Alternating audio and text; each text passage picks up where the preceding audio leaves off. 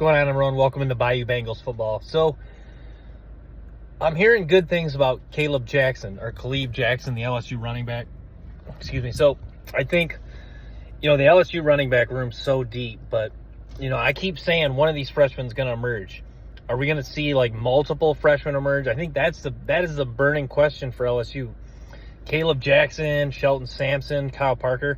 Those three guys could easily emerge for LSU. I think that's just another strong case of why I think LSU is a national title contender, because all these true freshmen emerging is a key part of winning a national title. You look at most teams that win the national title have one true freshman who really emerges, because even when you combine all the recruiting classes, if you're bringing in top 5 class every year, you're not always going to necessarily accumulate a ton of NFL difference makers. That's why you need one freshman that's a true NFL caliber difference maker. We saw that in 2020. Alabama had Will Anderson as a freshman. NFL, or a true difference maker, was an NFL caliber guy. 2013, Florida State had Jalen Ramsey. So to me, LSU really needs one of these freshmen to emerge. I think that'll play a huge role in them making a long run and potentially winning it all. So, if multiple guys emerge, even better. So, yeah, Caleb Jackson, I'm hearing a lot of buzz from. They need a nice season out of him. I'll be interested to see how he performs this upcoming season. But, yeah, running back room, so depth. We've talked about that quite a bit. One team on LSU's schedule I think is going to be tougher than people think. And I've looked at that. I've scouted some of their guys, and I'm really starting to, look at them deeper, is the Florida Gators. You look at the Florida Gators, that is a really good football team. I'll say this, Billy Donovan in that recruiting staff knows how to recruit, because I watched some of their guys they're bringing in. They are bringing in guys with legitimately really good traits. Guys that not only have a strong future at the college football level, but have traits that are translatable down the road to having success at the NFL level. And then talking about at the linebacker and the defensive line. So Florida already matches up pretty well with LSU, just because they're so strong at the line of scrimmage and they have athletes, and for the most part they've been pretty well coached. So Florida, I think, and I've kind of hinted at this, I think the Florida game is going to be tougher than people think for LSU. Do not write off the Florida Gators in that game. I think that's one of those games where, as of now, you look at it and you're penciling in a win for LSU. But when the time comes, you'd be like, it could be Florida only has 1 or 2 losses, and you're like, even they could even have 2 losses, and you're like, man, this could be easily a game that LSU drops.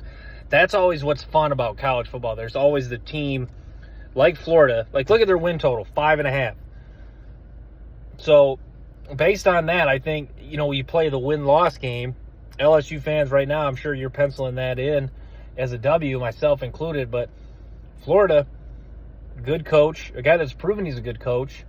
They're going to start a lot of true sophomores this year, but it was from a talented class, guys like Kamari Wilson, Chris McClellan, Devin Moore.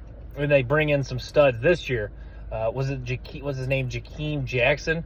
So all this talent, a transfer quarterback who has experience. Florida, watch out for the Florida Gators. I know Texas A&M will be on LSU's radar just because they defeated them last year, but Florida is a team I'm sure LSU does not want to play, or LSU is really going to have to get up to win this game. Even if Florida does have a few losses, I think they have enough talent to be, the worry for LSU is you hope Florida does not play the role of Texas A&M and spoil something special for LSU this season.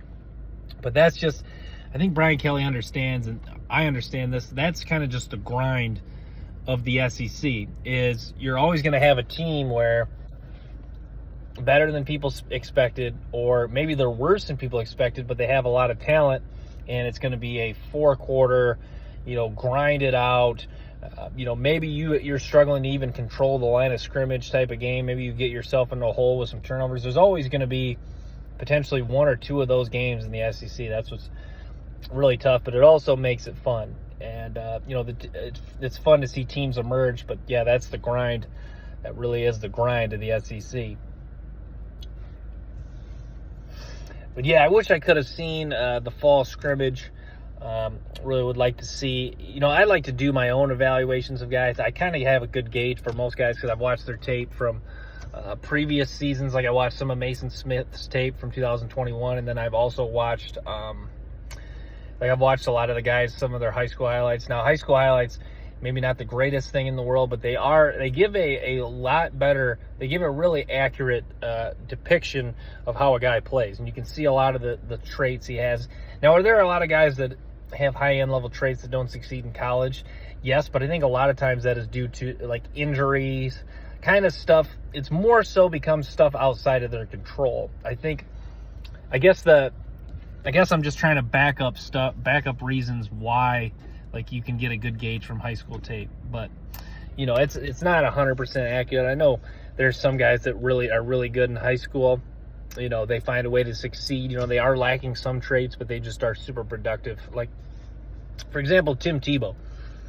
I don't, and it's been a while since I've watched Tebow's high school highlights, but to me, he's a guy where, the competitiveness, work ethic, leadership, some of the intangibles off the charts. But, as far as throwing the ball, there was a lot of, adequacies, just average ability as far as throwing.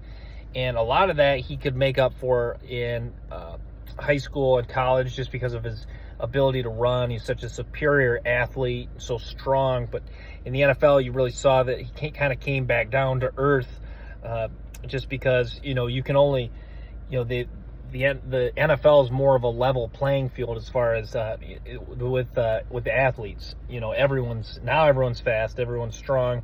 Even though Tim Tebow found some ways to succeed in the NFL, you saw it was just not really sustainable. So, but yeah, LSU, as far as their recruiting, their recruiting's actually they're getting guys that have really good traits. I don't want to beat up on Deshaun Womack, but Womack is kind of the guy who is going to be a little bit overhyped. I think his career, I don't want to say his career is going to be a disappointment, but I think LSU fans should kind of taper their expectations a little bit with Deshaun Womack, just because even though there is a couple of really good traits like his quickness off the ball, his burst, things like that, I mean, he's just really lacking as far as speed to power, strength, strong hands, hand usage, ability to shed with his hands. He's more just really adequate and solid at those traits. But pursuit, quickness off the ball, acceleration, burst, overall athleticism, side-to-side movement, all those are really good, but just a few things that are lacking a little bit, I think will hold him back from being like a superstar and a game changer in the NFL down the road. But I like Womack. Sounds like he's having a nice camp. Happy to hear that it sounds like Ogofu and Swinson are doing really well. Ogofu and Swinson are going to be, those guys are going to play a role in LSU winning some games this year. I know they're not going to be guys that really light up the stat sheet. Maybe Ogofu does a game or two, but Ogofu, yeah, they just need him to have a really nice season this year. But yeah, the schedule for LSU pretty tough. I think the one question I would have would be what's LSU's record heading into the Alabama game? I think that's the burning question I have. Are they undefeated? Do they have one loss? You got to believe there's a high chance they'll either have one loss or undefeated. Ideally, they want to be undefeated. But one loss, if someone told you LSU is going to go into that game with one loss, I feel like, you might take that. You would say, okay, let's do it. Let's do it. But it's kind of, if you had two options going into that game, like if someone said LSU, like you could either have LSU, you could know LSU has one loss, or you could